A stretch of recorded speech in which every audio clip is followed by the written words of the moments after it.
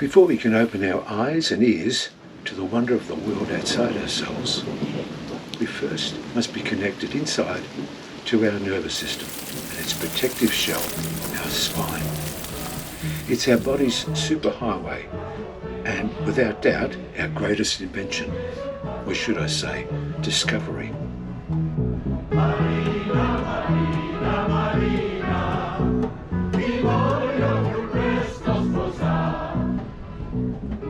As it is Spinal Awareness Week, we should pay tribute and honour something that is with us day in and day out for all our lives. Without it, nothing works. It grows and adapts. It can even heal itself, fixing its own potholes, so to speak. For me, the most vulnerable point along this carefully planned superhighway is the neck, where all the traffic, digital, physical, wind and water, all pass through at the same time. It can become a real bottleneck, especially if there's a damaged vertebrae or a nerve end. It can create all sorts of problems. As they say, it's a real pain in the neck, but we need the neck to stay connected to the whole body, channeling all the traffic up and down at the same time as we engage with the outside world. And that's amazing.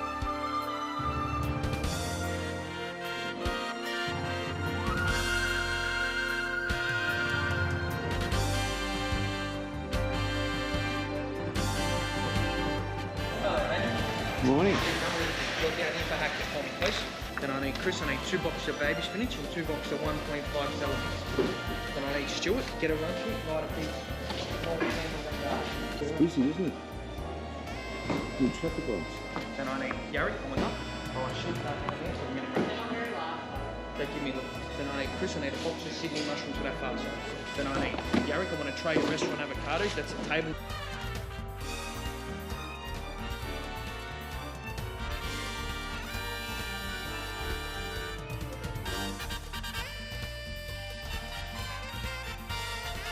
Go proper. Oh, it'll have to be the best.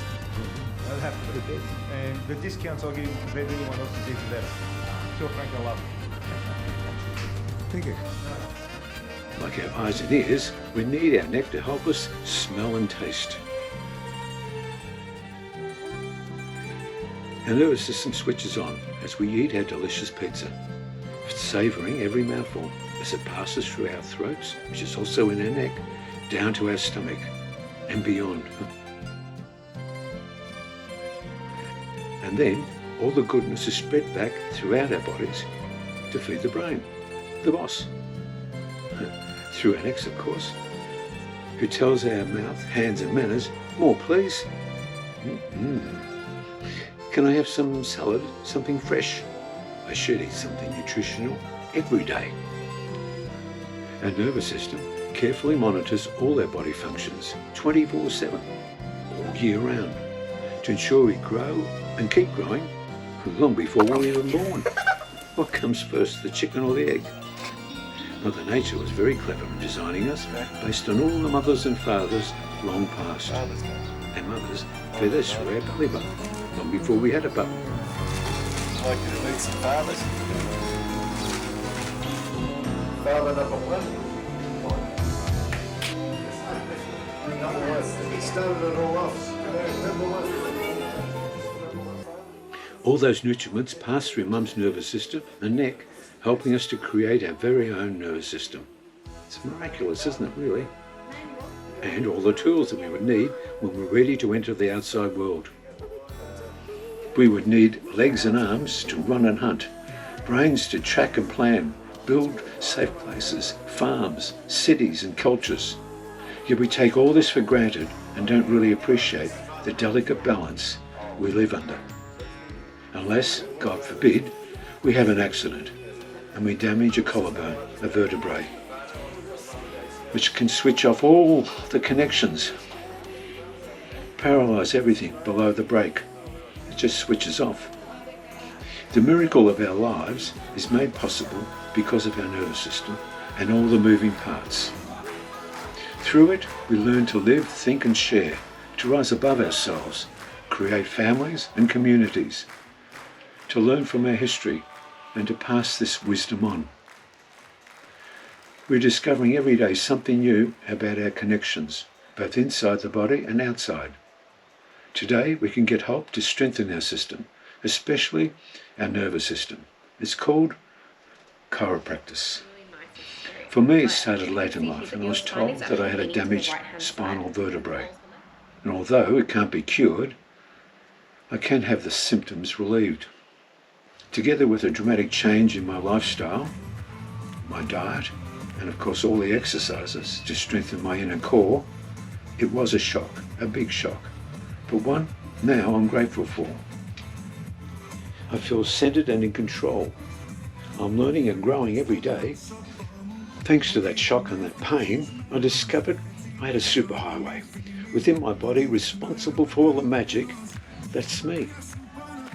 It forced me to explore, to understand and marvel at the flow of that multi-lane highway, which flows up and down each and every way. I'm in awe and wonder as I write and create this video. It makes me want to get up and dance myself, celebrate the wonder of being. Over the last 18 months, I got to enjoy my passions, share them with my partner, my family, and engage in the world around me, meeting and exploring the wonders of the universe right here in Canberra. We celebrated Harmony Day and realised the importance of harmony in the real world and in myself. I'm discovering new skills, new opportunities that take me out of myself and share my magic with all the people that I meet every day.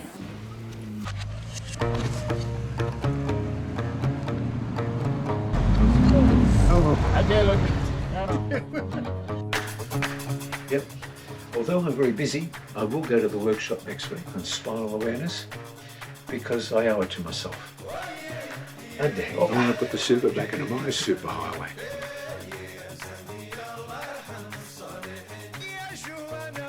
How is your superhighway travelling? Do you have any bottlenecks? If so, it's time to tune in, as it's Spinal Awareness Week. The spine and our nervous system are our greatest discovery, which affects every single one of us. So join in celebrations on our greatest invention yet. The world should be celebrating. In discovering the superhighway, I was forced to understand and marvel at its power and its influence in the world today. Not only me, but in every human being on the planet. It has evolved over thousands and thousands of generations, building and enabling humans to exert unbelievable power and influence in the world today. What is of greatest concern, Mother Earth is paying a high price for our selfishness and greed. Will we wake up and take stock before it's too late? We have been so successful as a species, we are killing our mother before our very eyes. Heavy stuff. Where do we go? Hey, I've got a great idea. Maybe the next big step would be for all the nervous systems to join together and connect with each other. Maybe together we can change our ways, give back and nurture a sick world. Will we wake up and take stock before it's too late? How do we do that? I'll leave you with the incredible Dr. Sydney. She's been very encouraging and I'm very grateful to her. If you're still watching and listening, maybe you're interested. It's fascinating. She's been very supportive and I'm very grateful to her. And I encourage you to get involved in whatever way, shape or form, because it's a journey that's worth taking. Emmanuel's doing great. When I was first adjusting Emmanuel's neck, very stiff, not much movement, but these days, we're getting great movement. We're looking at your neck x-ray manual. So in the normal neck, we want to check for the ABCs. A, alignment. We want to see a nice curve coming in. So for your neck, the curve comes in. We call this a lordosis. And then for your middle back, the curve actually goes the opposite way, comes out, called kyphosis. And then for your low back, it's a lordosis coming in again.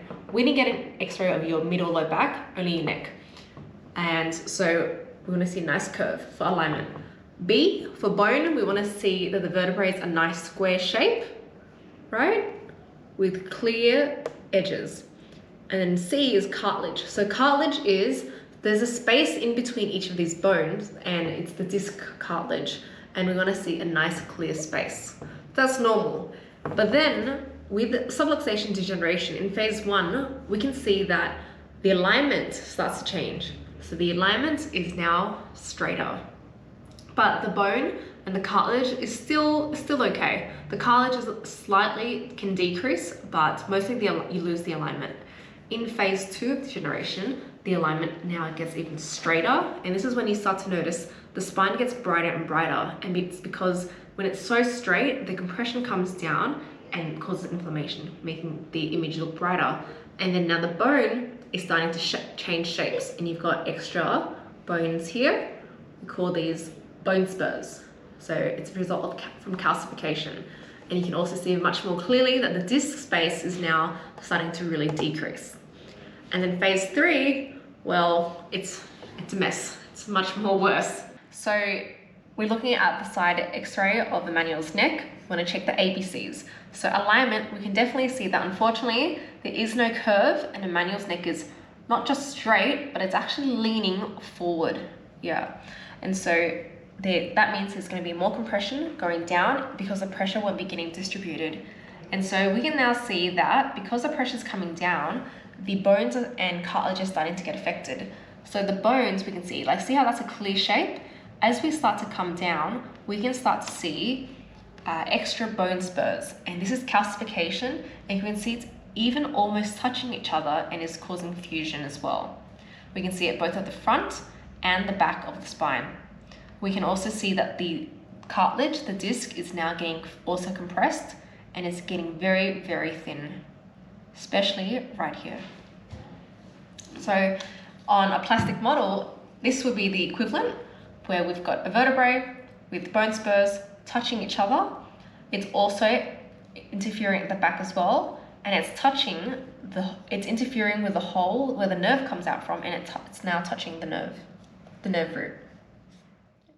Ideally, we want to see a spine that's really nice and straight, but we can see here that your spine is actually leaning to the right hand side. So the L's for left, this is the right side. So your neck is leaning. We can also see that there is some level of degeneration through what we call these facet joints as well. See how it's a little bit blurrier instead of being clearer. From the side, this is when we can see a lot more of your degeneration. So for alignment, can you see there's not much of a curve, is there, Emmanuel?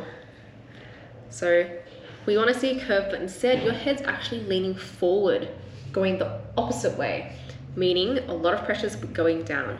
So we can see that this bone here is okay, right? But it's from down lower, we can start to see that the bone starts to change and you're getting bone spurs. And there's even a little bit of fusion happening at the front there. And we can see that the cartilage, the disc, is getting really decreased, especially this one here. All right. And so because you were experiencing pain down your fingers, I got an x-ray of your nerve to check the nerve holes from a 45-degree angle. So this is from the left side. We can see how the holes are a little bit smaller. In fact, that's probably your best one, but it's smaller because of the extra bone that's poking out and it's interrupting and then for touching the nerve. And this is the other side, which is a lot better. Yeah. So this is equivalent to a phase 3 of degeneration.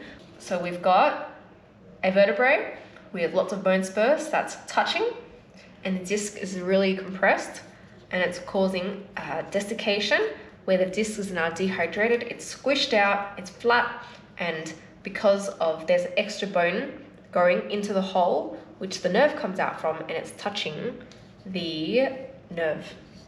Yeah, so this is the equivalent. So that's the nerve. This yellows. That's the highlight. It is. Talks to the spinal cord. The spinal cord goes up into the brain.